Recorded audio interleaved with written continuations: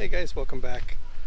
Today we're out here, see if I can pronounce this right, Myakka River State Park, Myakka, out here in Florida outside of Sarasota off Highway 72.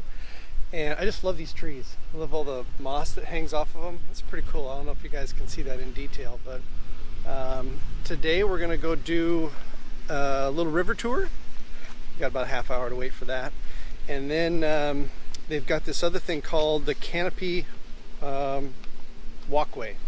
It's suspended. It goes through the marsh, I guess you would call it. And it's suspended about 25 feet up in the air, and then it has a 75 or 90 foot tower you can go up into to take a look at the wildlife.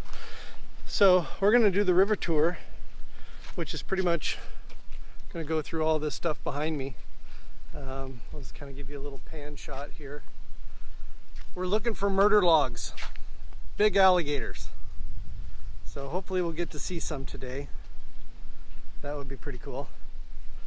The tram tour that they have that takes you through all of the, I mean, this stuff is dense. There is palm trees everywhere and these big, excuse me, mossy kind of trees.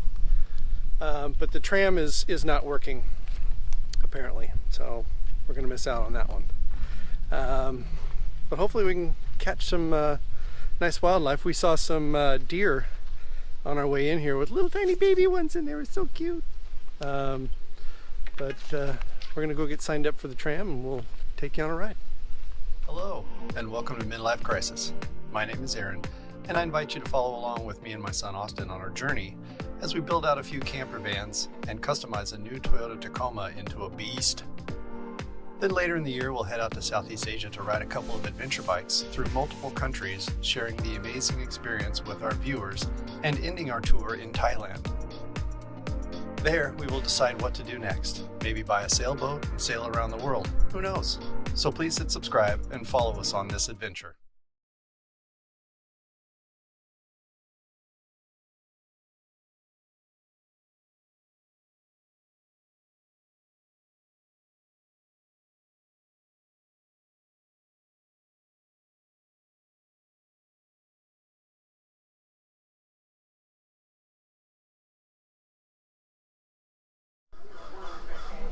And here is our tour boat.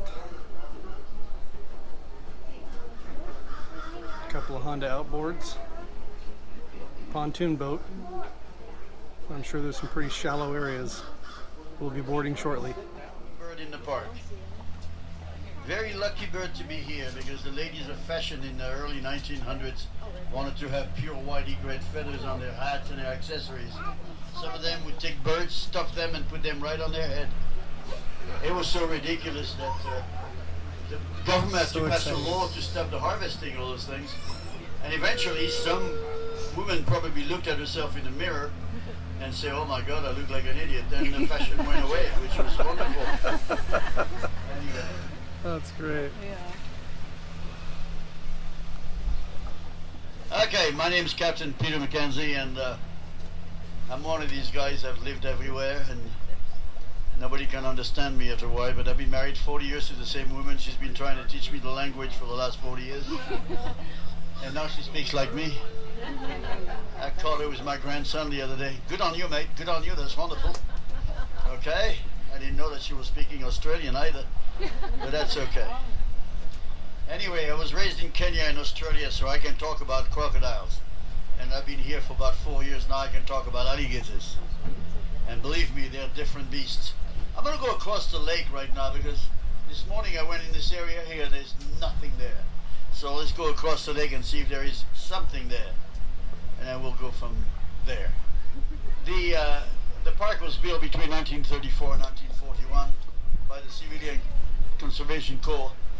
And it was dedicated to the public in 1942. And, well, it's been visited millions of times since. And it is about 37,000 acres. This lake is the largest of the two lakes on the river, and this one is about 1,000 acres, and there's tons of fish in there. You can come here to fish if you want to, as a matter of fact.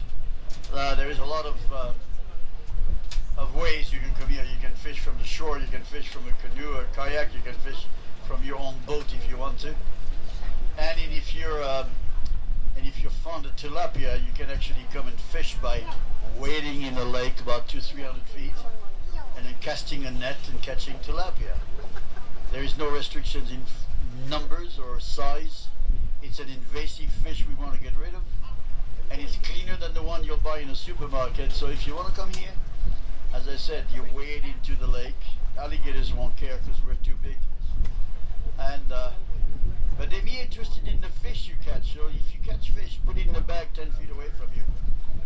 We had a guy a couple of years ago who decided he was going to actually come fish here, and he caught some fish, put it in the bag, but he didn't put it 10 feet away. He attached it to the back of his belt. And he realized quickly that alligators don't have much depth perception. So the alligator came for the fish and grabbed a portion of his anatomy with it. 67 stitches later, he made a declaration that he would not come back to fish here. I don't blame him. Getting some knowledge. Put the baby in the background. Awesome. You know, I'm not an expert with babies, but I realized one thing, is that the more you hold them back, the more they want to get out. So let them go. There is, 40 babysitters on board. Maybe even find a family you like better. You never know. No. Stay in the back. Don't come up here. I put some speed so we can get to We've the done other our side tour. of the lake before tomorrow morning. So hang on, because it's going to be brutal. All right. I didn't see anybody doing the Titanic thing at the bow.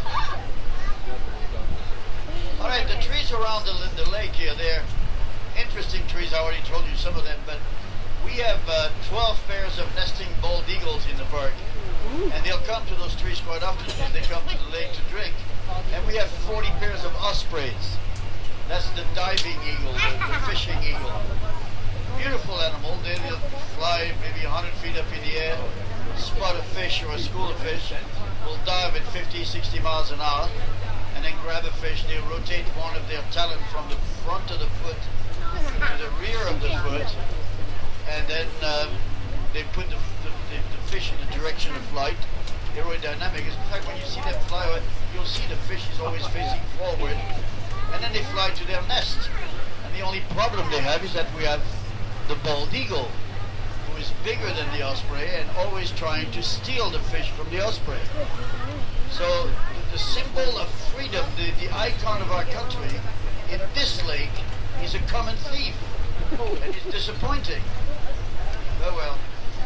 Yeah, ospreys, when they fish, they're amazing. And then the vultures on the other end, they're the janitors. But they are magnificent when they fly. They don't flap their wings, they glide and they soar. They can go up to 6,000 feet up there and come back down flying. Now on the ground they're kind of goofy looking and they stink to high heaven. Any bird that regurgitates over its own feet in order to cool off, you've got to expect they stink. But you never find a dead body anywhere here. As a matter of fact, if you have one of your own, you can bring it here. In 2 days, the evidence will be gone. So that we love the vultures and we like the crows and the ravens. And the crows are kind of nice, but they talk too much. Does anybody know what you call a group of crows on a branch? Murder. What? Murder. A murder. Somebody said that? That's right. How about 2 or 3 on a branch? What do you call it? Criminal. An attempted murder. All right, so I'm going to follow the shore here. Can't get too close, otherwise we'll get in the mud and we won't be able to get out by ourselves, which means you'll have to get up and push, and I'll have to drive. We don't want to do that today. But in reality, when you look at it, it's actually the only place where we'll actually find some wildlife today, if we do. Alligators will stay close to shore, but in the water if they show up at all. And if you see them, you're probably going to see their head, which means you'll see the nose and the eyes. But the beauty about it, if you see the nose and the eyes of the alligator, you can actually tell how long the alligator is. Because if you see the nose and the eyes, you estimate the number of inches between the nose and the eyes, and you convert that number of inches into feet, and you will have the length of the alligator. So if you have 8 inches between the nose and the eyes, you have an 8-foot alligator. 12 inches, 12-foot alligator. Now, alligators are fascinating in many ways because they are not quite any of the other crocodilians. You know, they date back about 83 million years ago when all the archosaurs started developing their own characteristics into crocodilians. And the first one that came out actually was what the paleontologists have called Crocosaurus. And it was about 60 feet long. The boat's 50. Can you imagine having a crocodile like this coming at you? You'll find religion in a minute. But the whole idea is that they've evolved according to their environment, and fortunately for us, they have reduced in size quite drastically. The largest of the crocodiles you can find right now is probably the saltwater crocodile or the Nile crocodile. 21 feet long is the biggest Nile crocodile that has been caught. Now, keep in mind, the boat's 16 feet wide. So a 21-foot crocodile is a little big. The interesting thing about the Nile crocodile is that last year they finally failed to beat their records. Their records in the year before was 425 people that they managed to kill. Last year they only did 394. So they're weakening, which is good. And I think people are getting smarter and not going to the water when there is a Nile crocodile somewhere. Murder log. In 1973, the government realized we only have less than 500,000 alligators in this country, and they decided we're going to pass the Endangered Species Act to save the alligators and other species that were really declining. And in 50 years, they have bounced back to the point where we almost have 5 million gators now in this country. And they're doing very well. The species is healthy because if one of those kids per nest goes up to create others, the species is in great shape. And they were what they call on the brink of extinction back in 1969, 70, 72. And the brink of extinction is the time where you have to pay attention and do something about it, otherwise they're going to be extinct. Because the brink of extinction doesn't mean we don't have any more units, but we have very few units that are able to mate to maintain the species. So why do I like alligators as much as I do? Well, it's pretty simple. They are not as stupid as we pretend to see them. Alligators have a brain the size of a walnut. However, we have the brain the size of a pineapple, but we only use, 3 to 4% of it. We're not that far from the walnut.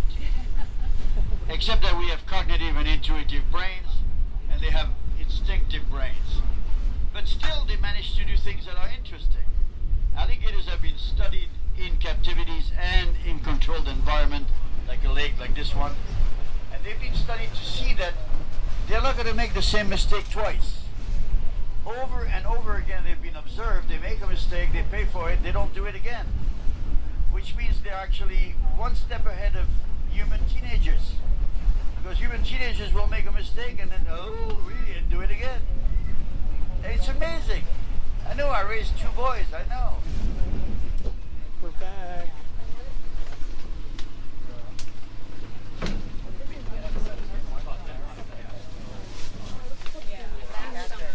Well, no wildlife, but definitely an interesting learning trip. So now we're going to go to the, what's it called? Forgot. It's a high walk or something like that. Anyway, we'll get out. We'll take you up there. The Canopy walk is what it is. And the canopy's up in the air about 25 feet. And then there's a tower. Takes you above the top of the jungle swamp, whatever you want to call it, out here. Anyway, we're just walking on the trail. We don't know where the hell we're going, but we'll eventually run into something. Hopefully an alligator. Wouldn't it be great to see an alligator at the alligator park? But they're hiding. So we'll just see what we find. And just like that, barely turn the camera off and we run into the tower. Anyway, there's some interesting stuff here about all the critters. You can pause the camera and read it if you're interested.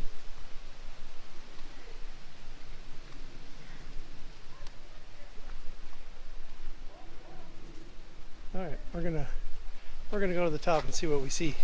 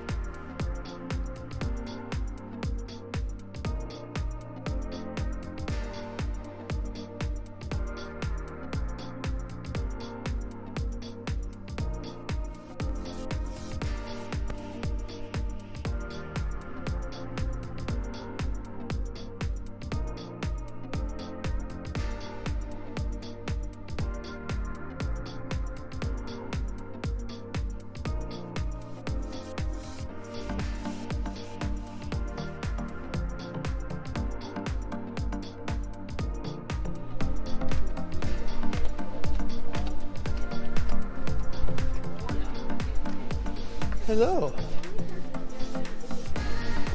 Go take a look. I'm gonna walk across the walkway.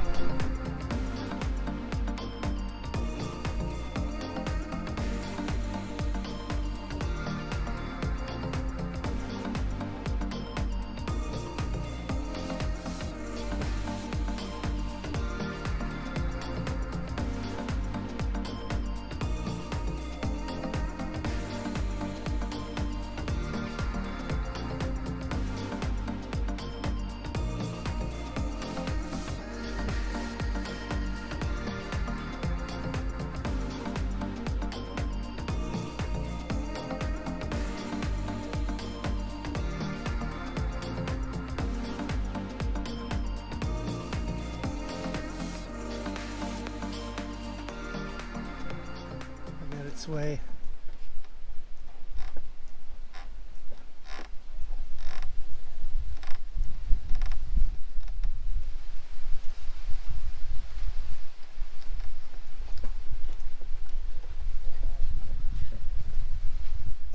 It doesn't move. It moves. It doesn't move. It's bouncing. What are you talking about? Look at it. Okay, well that's it for our nature walk. We went through there. I saw a squirrel. Car. Not much in there. Just walking around. It's hot. We're gonna go get a cold one. Something cold to drink sounds really good right now. So we'll talk to you soon. Hope you enjoyed.